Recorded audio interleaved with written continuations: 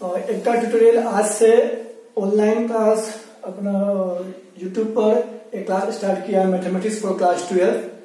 हमारा coaching class 12 का chapter start कर चुका है, जिसमें हम लोग रिलेशन एंड फंक्शन चैप्टर पूरा खत्म कर चुके हैं। ये अब सेकेंड चैप्टर मैट्रिक्स के बारे में पढ़ाऊंगा मैं, और अपने कोचिंग के स्टूडेंट को यही रिक्वेस्ट करूंगा, आप ध्यान से पढ़िए। जो भी कोई दिक्कतें होंगे आप कमेंट में कुछ बताइए, और चाहे आप हमारा फोन नंबर जानते हैं तो कॉल के पूछिए। और लॉकडाउन में पहला क्लास स्टार्ट हो रहा है और हम लोग पढ़ेंगे मैट्रिक्सेस। ओके, देखो बच्चों, मैट्रिक्सेस मतलब क्या होता है? It is an arrangement of A number. ये एक नंबर का अरेंजमेंट है। ये इसका अरेंजमेंट तो इस फॉर्म में किया जाता है, वो स्क्वायर ब्रैकेट में वो बन रहता है इस तरह फॉर्म में। ओके, ये जो नंबर यहाँ होंगे उसको हम बोलते हैं रो बोलते हैं, परीक्षा में बोलते हैं क्या? कॉलम। ओके, ऐसे यहाँ पर कोई एलिमेंट, यहाँ पर कुछ नाम लिखा जाए, कुछ नंबर लाया जाए, 5 6 2 3 4 2 6 1 5। ओके, ये जो नंबर है इस फॉर्म को बोलते हैं मैट्रिक्स। ठीक है, इसमें क्या ध्यान देना, मैट्रिक्स को हम लोग कोई भी एक कैपिटल लेटर कर सकते हैं। इसमें एक और बात ध्यान देना है, ये देखिए कितने ऐसे लाइन है, 1 2 3, इसको बोलते हैं रो। इसको 1 2 3 से बोलते हैं कॉलम। कितने रो इसमें है? रो 3 है, 3 रो है। इसमें कितना कॉलम है? 3 कॉलम है, 1 2 3। आपका कॉलम कितना हो गया? 3। इसमें एक बात ध्यान देना आपको कि इसका एक ऑर्डर होता है, कितने रो कितने कॉलम। तो पहले हमेशा जब भी लिखेंगे हम लोग ऑर्डर इसका, पहले रो लिखते हैं तब कॉलम लिखते हैं। तो वो कितना है? 3। कॉलम कितना है? 3। तो 3 क्रॉस 3। अगर मान लिया जाए कोई और दूसरा मैट्रिक्स मान लिया जाए 2 3 4 2 1 5 है। अब इसका रो देखिए, फर्स्ट रो सेकेंड रो, तो 2 रो हो गया। अब क्रॉस कितना column? 1 column 2 column 3 column, third column 3 column. ये इसका हो गया ऑर्डर पेयर 2 क्रॉस 3। ऐसे ही मान लीजिए, अब आप बताइए कुछ बच्चों, इसका कितना होगा? 2 3 4 3 1 2। इसका बनाएंगे, इसका ऑर्डर पेयर क्या होगा? रो कितना? 2, कॉलम कितना? 2। ठीक है, आपका ऑर्डर पेयर हो गया। अब इसमें ध्यान देना एक बात कि जो भी मैट्रिक्स के अंदर में जो भी नंबर होते हैं, जो भी चीजें होती है, उसको हम बोलते हैं क्या? Element of matrix. Element of matrix. Okay, इसका दूसरा नाम क्या है? एंट्री।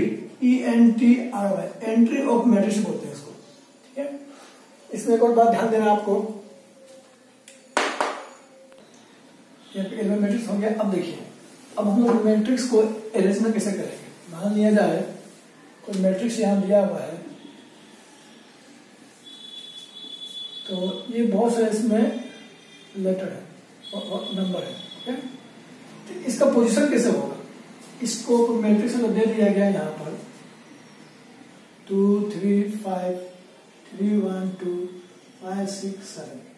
तो इस मैट्रिक्स के एलिमेंट जो भी है सब नंबर, इनके पोजीशन कैसे बताएंगे हम लोग? आप देखिए, ये जो है पहले रो के पहले कॉलम में है, फर्स्ट रो फर्स्ट कॉलम। ये आपको हो जाएगा फर्स्ट रो फर्स्ट कॉलम। ये हो जाएगा first row second column, first row third column. तो हम लोग नाम देते हैं कैसे? ये ए और आई जे के फॉर्म में। ये आई मतलब नंबर ऑफ रो, जे मतलब नंबर ऑफ कॉलम। तो यहाँ बोलिए तो ये फर्स्ट रो फर्स्ट कॉलम का है, यहाँ जगह A1 1 फर्स्ट कॉलम। ये फर्स्ट रो तो A1, कॉलम कितना? सेकंड कॉलम, तो 1 2। ये क्या हो जाएगा? फर्स्ट और थर्ड। फर्स्ट रो है और थर्ड कॉलम है।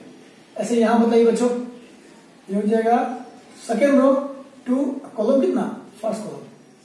ये 2 2, ये 2 3, शाबाश। ये हो जाएगा आपका third row A3, column first, third row column second, third row column 3। ये आपको हो गया। ऐसे ही आगे चलता रहेगा।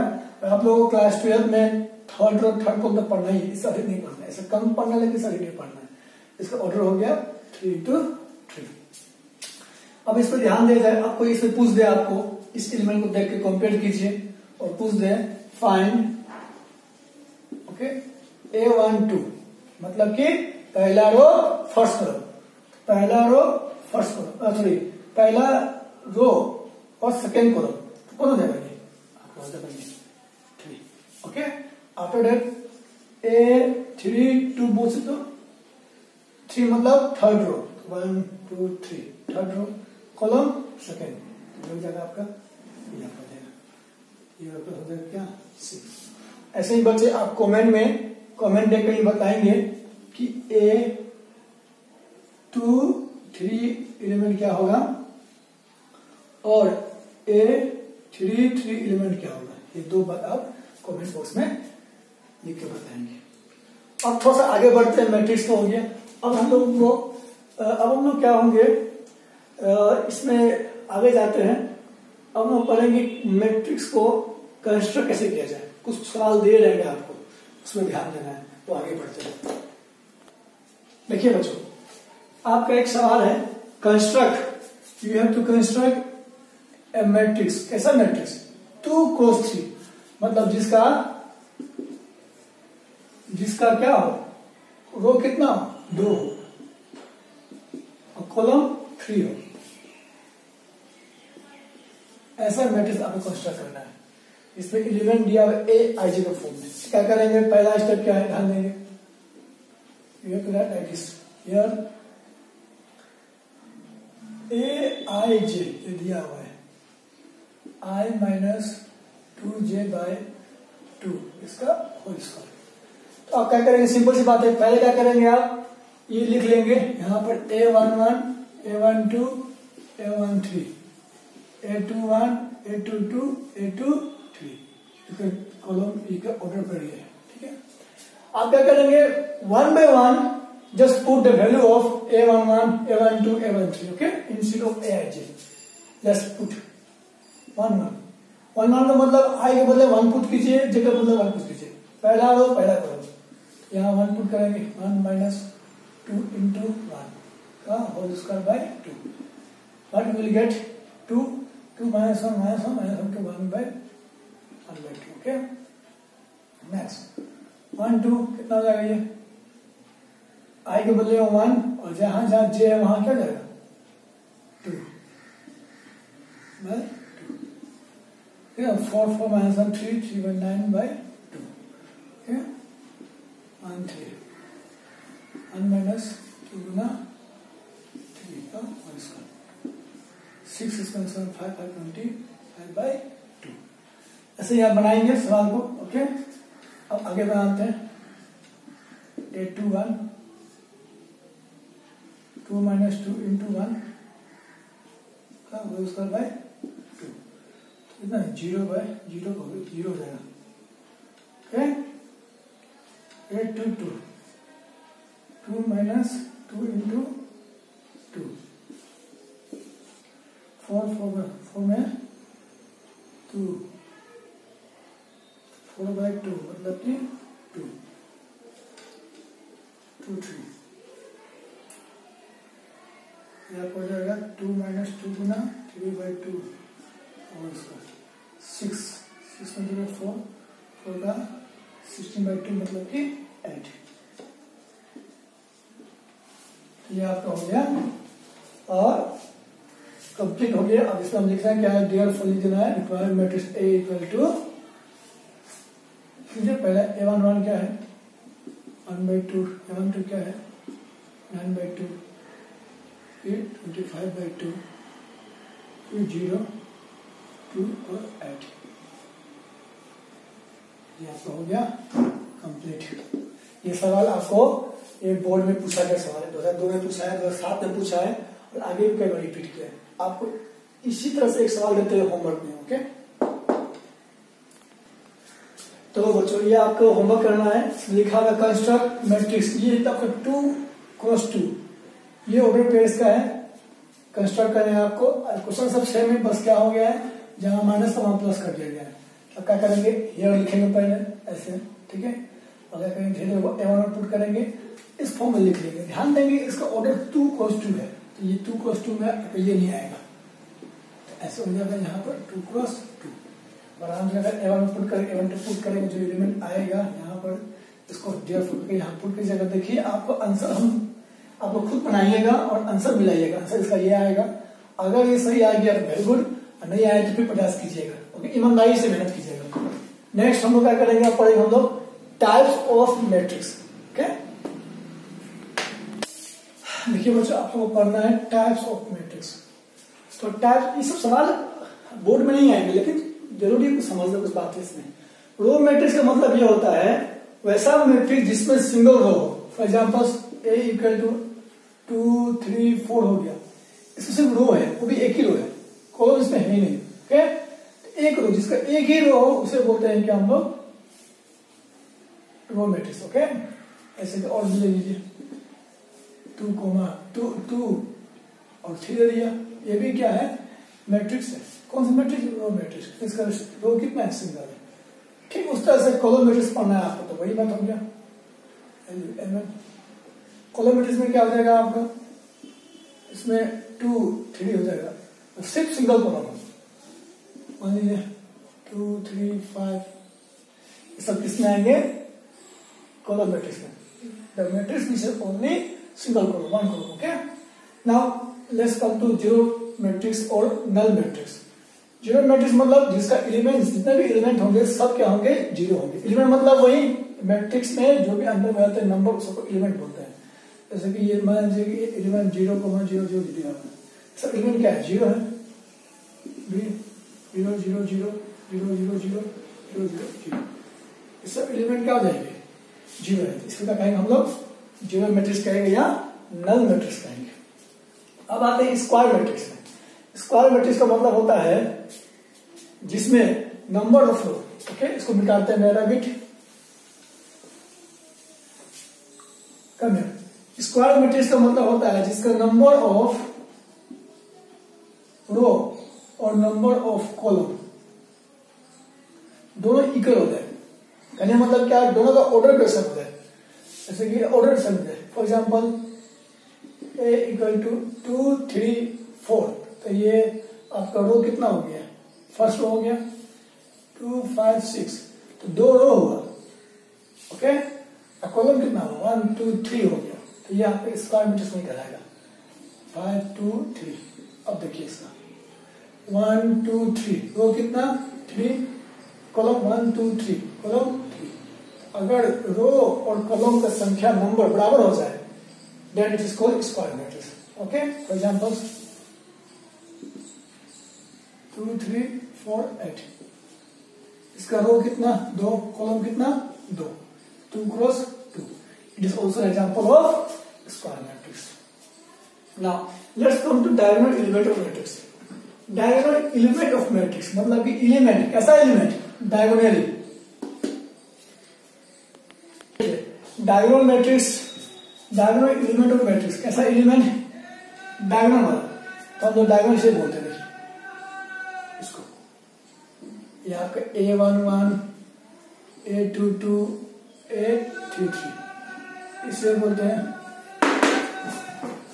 मान लीजिए A11 क्या होगा आपका 2, A122 5 और A33 3 हो गया आपका डायगोनल एलिमेंट, इसे बोलते हैं। ओके, डायगोनल एलिमेंट मतलब डायगोनल में जो एलिमेंट है, यहाँ पर देखिए डायगोनल एलिमेंट कौन है, ये 2 राइट, इसे बोलते हैं डायगोनल एलिमेंट ऑफ मैट्रिक्स। उस मैट्रिक्स का एलिमेंट डायगोनली जो है। डायगोनल मैट्रिक्स का मतलब होता है क्या, जिसमें डायगोनल एलिमेंट 5, डायगोनल एलिमेंट जो है वही जितने भी, इसे बोलते हैं डायगोनल मैट्रिक्स। मतलब कि डायगोनल जो एलिमेंट है वही सिर्फ रहेंगे, बाकी सब जो नॉन डायगोनल एलिमेंट जो है सब क्या हो, जीरो, उसे बोलते हैं डायगोनल मैट्रिक्स। मतलब कि डायगोनल को छुड़ा के जितने भी एलिमेंट होंगे सब क्या हो, जीरो, उसी को बोलते हैं डायगोनल मैट्रिक्स। फॉर एग्जाम्पल 2 0 0 5 हो गया। इसमें देखिए डायगोनल है, इसका 2 5 एलिमेंट है, जीरो नहीं है, लेकिन नॉन डायगोनल जितने भी का है सब जीरो। इसको बोलते हैं क्या, डायगोनल मैट्रिक्स। उसी में देखिए स्केलर मैट्रिक्स। स्केलर मैट्रिक्स में क्या करेगा, स्केलर मैट्रिक्स मतलब ये होगा जिसमें डायगोनल जो होंगे सब के सब क्या होने चाहिए, सब इक्वल होने चाहिए। और डायगोनल मैट्रिक्स ही तरह से diagonal scalar matrix is diagonal matrix, but इसमें क्या कैसे सब के सब क्या होना चाहिए, सेम होना चाहिए। मतलब कि आपका ये हो जाएगा, यह 5 0 0 है, 0 6 0 0 0 8 है।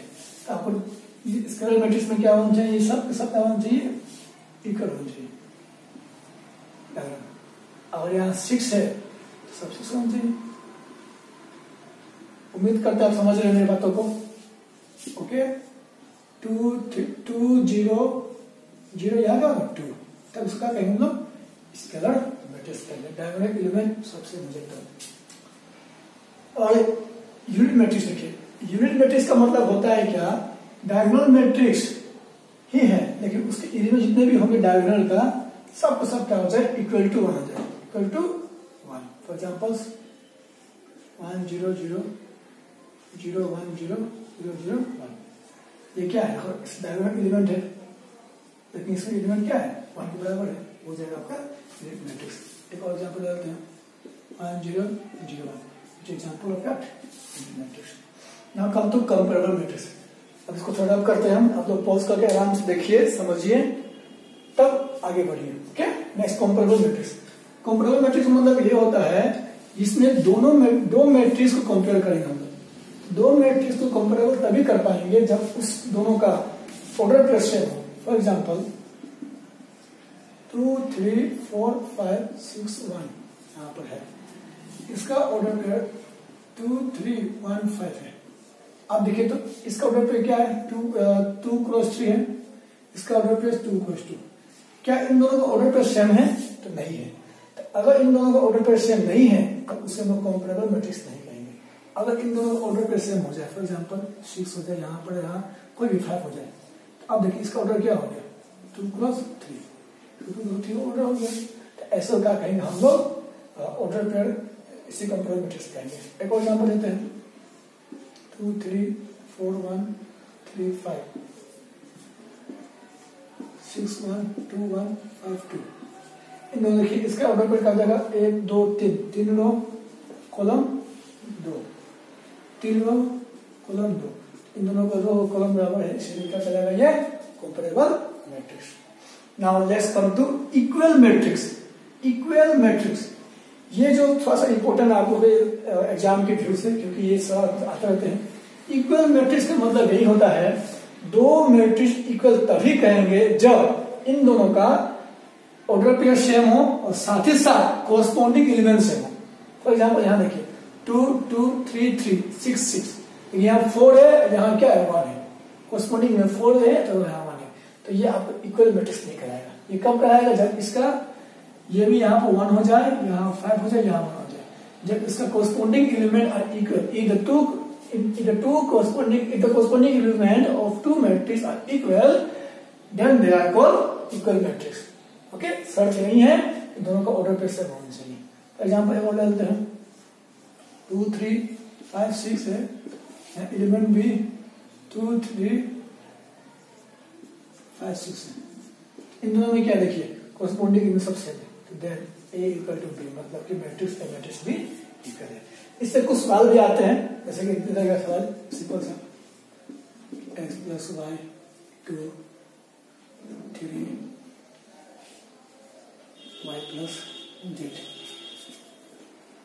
x minus y. Okay, B में दे रहेगा 1 1 2 3 2। आप किसी बोल रहे होगा इफ अगर ये दोनों A इक्वल B है, मतलब इक्वल मैट्रिक्स है, फाइंड द वैल्यू x और y। सिंपल सी बात है। सिंस इफ इन दोनों अगर A इक्वल टू B है, मतलब कि मैट्रिक्स से मैट्रिक्स B बराबर है, देयरफॉर क्या हो जाएगा, कोरस्पॉन्डिंग एलिमेंट सेम होना चाहिए। ठीक, ये एलिमेंट सेम होगा, मतलब कि x plus y equal to 1 होगा। उसके बाद फिर ये 2 2 7 3 7, फिर यहाँ ये सेम हो जाएगा, and x minus y equal to 2 कर देंगे। और यहाँ से हम सोल्व करके बाय डिफरेंशिएशन 2 वेरिएबल से हमने x और y का वैल्यू निकाल लेंगे। ओके ओके स्टूडेंट, यहाँ तक देखिए।